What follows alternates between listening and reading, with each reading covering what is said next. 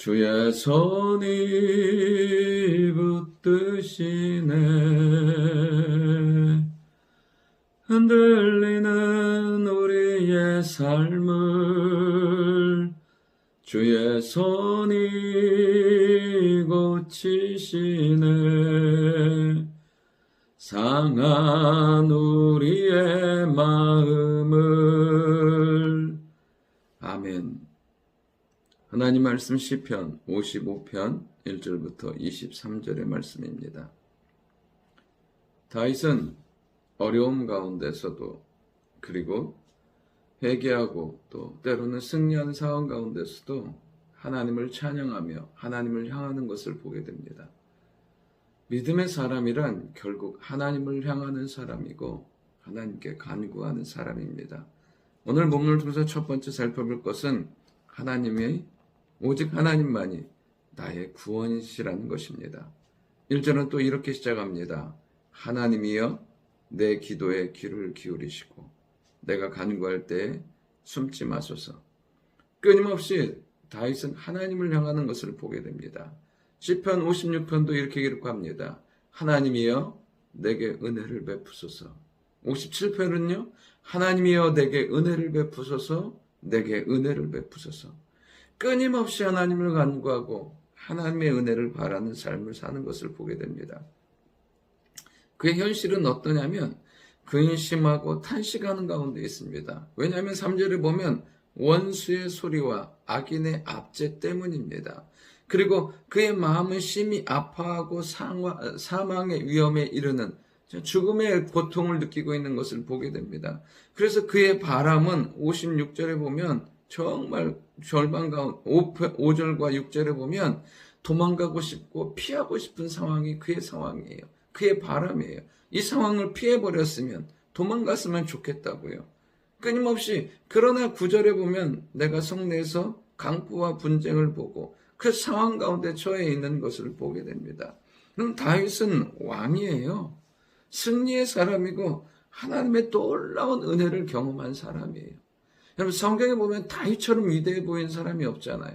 그런데 그에게도 현실은 어렵고 힘들어요. 왕인데도, 모든 것을 가졌는데도 현실은 어렵고 힘들어요. 여기서 알 수 있는 것이 무엇이냐면 이 땅에 하나님의 은혜가 필요 없는 사람은 아무도 없다는 거예요. 하물며 다윗이 이렇다면 우리는 더한 거예요. 들려오는 소리, 그잖아요. 눌리는 것들, 그리고 현실의 문제, 풀어가야 될 문제들은 너무 어렵고 힘들다는 거예요. 그러면서 이 말씀을 통해서 느낄 수 있는 게 있어요. 우리에게 필요한 것은 문제와 갈등이 사라지고 아픔이 없는 그런 상태를 원하는 게 아니에요. 여러분, 이 땅에 존재하는 한 질병과 고통과 현실과 풀어가야 될 문제는 그치지 않아요. 중요한 건 뭐냐면 이 모든 것들을 압도할 수 있는 압도적인 은혜가 필요한 거예요.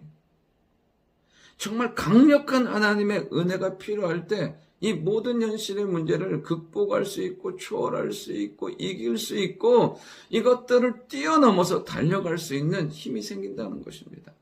오늘도 우리의 삶 가운데 이 모든 현실, 사람에게 말할 수 없고 오직 하나님만 해결할 수 있는 모든 현실의 문제 가운데 이것들을 극복하고 뛰어넘을 수 있는 압도적인 주의 은혜가 우리 가운데 임할 수 있기를 원합니다.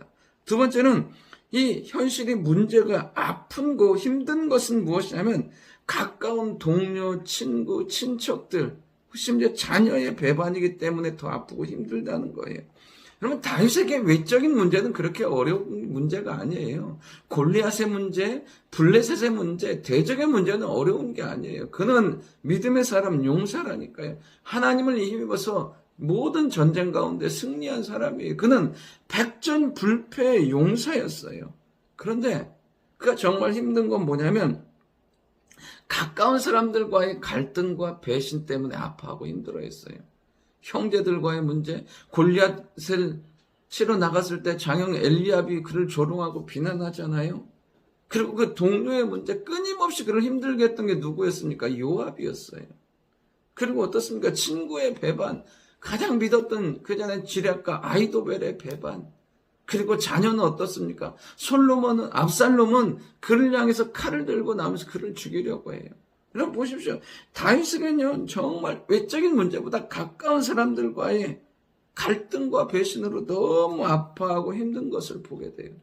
그런데 중요한 게 하나 있어요. 다윗은 여기서 그것을 자기가 적극적으로 자기의 손으로 해결하려고 하지 않아요. 그 갈등의 문제를 그 가까운 사람들의 친족을 자신의 손으로 해결하려고 하지 않아요. 그 모든 것들을 하나님께 맡기며 나아가는 것을 보게 돼요. 하나님 앞에 기도하고 하나님의 도우심으로 구하며 살아가는 것을 보게 돼요. 12절부터 이 내용이 그 내용에 내가 정말 원수였으면 차라리 내가 좋았겠다. 근데 내 자녀고 내 동료고 내 형제고 내 친구의 배신이라 너무 힘들고 어려운 것들을 보게 돼요. 그러면서 그가 무엇을요? 하나님의 도우심을 구해요. 17절에 보면 그가 내 생명을 구원하사 평안케 하셨다고요.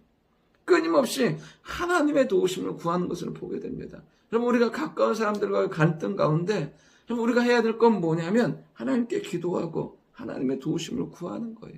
그리할 때 하나님 그 모든 상황 가운데 형통하게 하시고 화목하게 하시는 은혜를 베풀어 주실 줄 믿습니다. 마지막 세 번째는 내 짐을 여호와께 맡기면 된다는 거예요. 22절에 보면 내 짐을 여호와께 맡기라 그가 너를 붙드시고 의인의 유동함을 허락하지 아니하시리로다. 여러분 그렇습니다. 우리가 할 수 있는 것 가장 지혜로운 것은 뭐냐면 내 마음의 짐, 현실의 짐, 상황의 짐, 미래와 장래의 모든 짐을 여호와께 맡기는 거예요. 우리가 풀어갈 수 있는 거 아무것도 없잖아요. 우리의 마음조차도 우리의 가정 안에서조차도 어떠한 것도 우리가 해결할 수 없잖아요. 그것을 들고 사는 것은 고통이고 힘듦이고 아픔인 거예요. 그것은 정말 우리가 해결할 수 없는 그 모든 문제들을 어떻게 해야 되냐면 여호와께 맡기는 거예요. 기도함으로 하나님 앞에 내어놓고 믿음으로 하나님 앞에 내어놓고 나아가는 거예요. 그 짐을 메고 가는 것이 아니라 하나님께 맡기고 자유로운 걸음으로 가벼운 발걸음으로 우리의 인생을 살아가는 것입니다. 그래야 하면 어떻게 해요? 그가 너를 붙드시고 주의 손이 우리를 붙들어 주세요. 의인의 요동함을 허락하지 않으세요. 여러분 잠시 힘들고 어려울 수 있어요. 우리의 마음에 굴곡이 생길 수 있고 절망이 찾아올 수 있어요. 그러나 하나님께 맡기고 나아갈 때 하나님은 요동함을 영원히 허락지 하시고 다시 능력으로 붙들어 주셔서 독수리의 날개침이 올라감 같게 하여 주시고 끊임없이 달려도 지치지 아니하는 믿음과 영성을 우리에게 허락하여 주실 줄 믿습니다. 좋으신 아버지 하나님, 우리의 모든 상황 가운데 하나님만이 나의 구원이 주심을 믿고 나아가는 저희들 되게 도와주시고 하나님을 향하여 간구하며 하나님을 향하여 믿음의 고백하며 나아가는 저희들 되게 도와주옵소서. 그래야 할 때 우리의 삶 가운데 있는 우리가 해결해야 될 문제들이 있습니다. 우리의 손으로 해결하는 것이 아니라 여호와께 맡기고 나아갈 때 주께서 해결해 주시고 그 상황 가운데 흔들리지 아니하고 담대하게 나갈 수 있고 요동치지 않도록 붙들어 주시는 주의 능력의 손이 우리 가운데 임할 줄 믿습니다. 주의 은혜의 하루가 되게 주여 인도하여 주옵소서. 예수님의 이름으로 기도드립니다. 아멘.